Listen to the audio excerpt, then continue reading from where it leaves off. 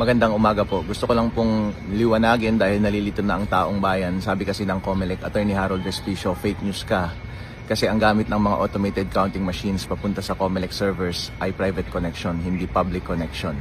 Kaya hindi na pwedeng ma-hack ang mga ACM. Totoo po ba ito? Hindi po totoo yan.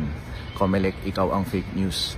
Ang ibig sabihin lang ng private connection ay encrypted yung connection ng automated counting machine papunta doon sa COMELEC server.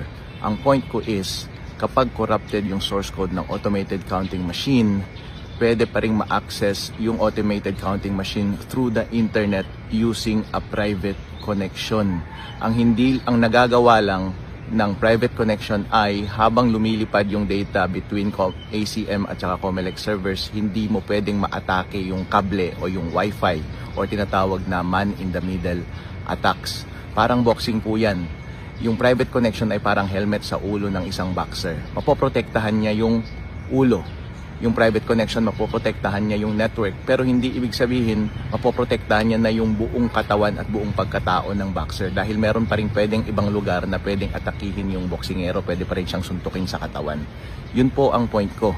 Pwede pa rin atakihin yung automated counting machine, hindi dahil sa kahinaan ng network security, which is yung tinutukoy ng COMELEC kapag sinasabi niyang private connection, pero dahil meron ng backdoor na nakatanim doon sa corrupted source code, at kapag i-hack yung automated counting machines, pwedeng private connection ang connection ng hacker.